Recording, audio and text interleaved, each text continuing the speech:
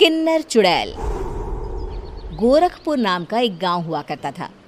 उस गांव में ज्यादा लोग नहीं रहते थे। उस गांव में एक गर्भवती विधवा औरत रहती थी। उस औरत का नाम कमला था। कमला अपने घर में अकेली रहती थी। उसके पति की सारी जायदाद उसके नाम हो गई थी, पर सभी गांव वाले उस औरत को मनहूस औरत समझा करते थे और सभी उससे नफरत किया करते थे। एक बार कमला राशन की दुकान पर खाने का सामान खरीदने जाती है। भैया जी, जरा 1 किलो दाल चावल देना। अरे हाय हाय हाय हाय हाय! अरे मनहूस औरत, मेरी दुकान में अपशुगन करवाने आ गई क्या? हैं? चल जा यहाँ से, मैं कुछ नहीं देने वाला हूँ तुझे। भाग भाग यहाँ से, चल जा, निकल। भैया जी, ऐसा मत कहिए, मैं गर्भवती हूँ, मुझे खाने की बहुत जरूरत है, मुझे खाना दे दीजिए। दुकानदार कमला को वहां से धक्के मारकर भगा देता है। तभी कमला रोते रोते उस गांव के किन्नरों के इलाके में आ जाती है। गांव वाले किन्नरों को उसी इलाके में रखा करते थे, क्योंकि वो लोग किन्नरों को पसंद नहीं करते थे और उनके इलाके में रहने से मना करते थे। तो किन्नरों ने उसी गांव में अपना एक इलाका बना लिया था। जब किन्नर लोग देखते हैं कि एक गर्भवती महिला रोते रोते उनके इलाके में आ गई है, तो सारे किन्नर कमला के पास जाकर उसका हाल पूछने लगते हैं। क्या हुआ बहन, तुम्हारी गर्भवती अवस्था में इतनी बुरी हालत कैसे? तुम रो क्यों रही हो? तुम डरो मत, हम तुम्हें कोई नुकसान नहीं पहुंचाएंगे। तुम शांत होकर सब बताओ कि हुआ क्या है। मैं कमला हूँ, मैं गांव के दूसरे इलाके से आई हूँ। 2 महीने पहले ही मेरे पति की मौत हुई है। मुझे गांव के लोग मनहूस मानते हैं, क्योंकि मैं विधवा हूँ और गर्भवती भी। वहाँ के लोग मुझे खाने के लिए कुछ बेचने के लिए भी तैयार नहीं, जिससे मेरा गुजारा नहीं हो रहा था। कोई बात नहीं कमला, हम तुम्हारा ख्याल रखेंगे। किन्नर लोग कमला को एक खाली घर में रहने के लिए जगह दे देते हैं और उसकी देखभाल भी करते हैं। कुछ ही महीने बाद कमला अपने बच्चे को जन्म देती है, पर अफसोस, कमला बच्चे को जन्म देते ही अपनी जान गंवा देती है। जब सब किन्नर बच्चे को देखते हैं तो बहुत खुश हो जाते हैं, क्योंकि वो बच्चा भी किन्नर ही था। कमला ने एक किन्नर बच्चे को जन्म दिया था। अब इस बच्चे की देखभाल कौन करेगा?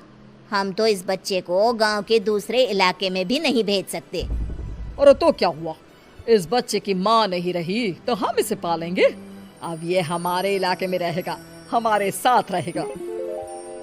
फिर वो किन्नर उस किन्नर बच्चे को गोद ले लेते हैं, उसका नामकरण कराते हैं। उस किन्नर बच्चे का नाम शक्ति रखा जाता है। देखते ही देखते शक्ति बड़ी होने लगती है। उसके रंग रूप बहुत सुंदर थे। वो बहुत सुंदर किन्नर दिखती है। एक दिन शक्ति एक किन्नर से पूछती है, माँ जी सुनिए ना, ये गांव के दूसरे इलाके में भी तो लोग रहते हैं, तो हम वहाँ क्यों नहीं जाते? हम उनसे अलग क्यों रहते हैं? शक्ति, क्योंकि वो लोग हमारे जैसे नहीं, वो लोग हमें पसंद नहीं करते, इसीलिए हम उनसे अलग रहते हैं। क्यों? वो हमें क्यों पसंद नहीं करते? मुझे एक बार उस इलाके में जाना है, मैं एक बार वहाँ जाकर घूम कर आऊँ। शक्ति, खबरदार, जो तू उस इलाके में कभी भी गई तो अपनी जान नहीं गंवाना चाहती तो उस इलाके में कभी कदम भी नहीं रखेगी, समझी? इतना कहकर वो किन्नर वहाँ से चली जाती है। शक्ति उस किन्नर की बात सुनकर बहुत रोती है। माँ जी, ऐसा कैसे कह सकती हैं? उन्होंने इतनी सी बात के लिए मुझे इतना डांटा। अब तो मैं उस इलाके में ज़रूर जाऊंगी। फिर एक दिन शक्ति गांव के दूसरे इलाके में चुपके से जाती है। ये लोग तो हमारे जैसे ही इंसान हैं, तो ये हमसे नफरत क्यों करते हैं? जब शक्ति उस इलाके में पहुंचती है तो गांव के सारे आदमी उसके रूप से मोहित हो जाते हैं। वो लोग ये अंदाज़ा नहीं लगा पाते कि वो किन्नर है। शक्ति की सुंदरता देखकर सारे गांव वाले उसकी तारीफ करने लगते हैं।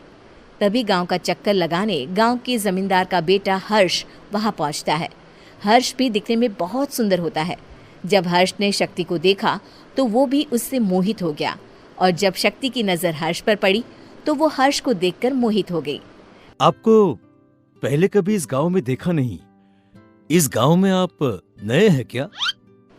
जी नहीं, वो मैं बस। तभी शक्ति बोलते बोलते रुक जाती है और मन में सोचने लगती है, अगर मैंने इनको बता दिया कि मैं दूसरे इलाके से आई हूँ तो वो समझ जाएंगे कि मैं किन्नर हूँ, इसलिए मुझे इनसे झूठ ही बोलना पड़ेगा। शक्ति हर्ष को कहती है, जी हाँ, मैं इस गांव में नई आई हूँ, यहाँ अकेली रहती हूँ। वैसे आप कौन है? आप भी इसी गांव में रहते हैं? जी हाँ, मैं इस गांव के जमींदार का बेटा हूँ। आपको किसी भी चीज की जरूरत पड़े तो आप मुझे बता देना, मुझे अच्छा लगेगा। ऐसे ही शक्ति और हर्ष एक दूसरे से रोज मिलने लगते। वो दोनों अपने प्यार का इजहार करने एक दूसरे से मिलने जाते हैं। तभी शक्ति का पीछा करते करते एक किन्नर वहां आ जाती है। शक्ति, मैं तुमसे बहुत प्यार करता हूँ। मैं तुमसे शादी करना चाहता हूँ। क्या तुम मुझसे शादी करोगी?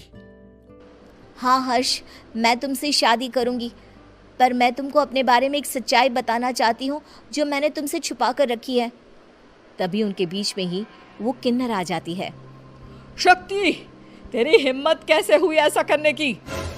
वो किन्नर शक्ति को खींचकर गांव के जमींदार के पास ले जाती है।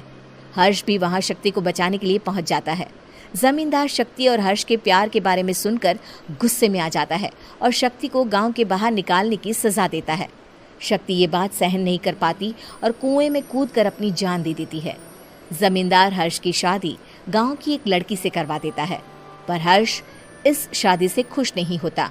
शक्ति अपना बदला लेने के लिए मरने के बाद किन्नर चुड़ैल बन जाती है। अब मैं इन गाँव वालों को नहीं छोड़ूंगी, अब इनसे मैं अपने प्यार का बदला लूंगी। किन्नर चुड़ैल गांव वालों को परेशान करना शुरू कर देती है।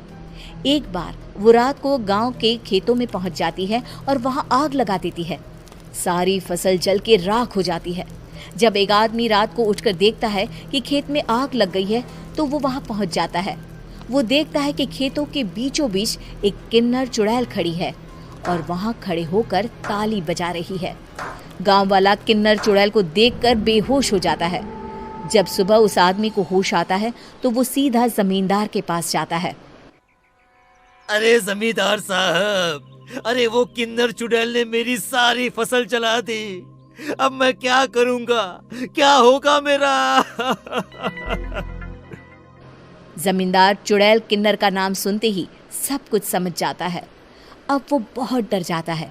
उसी रात को जब जमींदार डर के मारे अपने कमरे में सो नहीं पाता, तभी वहां अचानक से किन्नर चुड़ैल आ जाती है।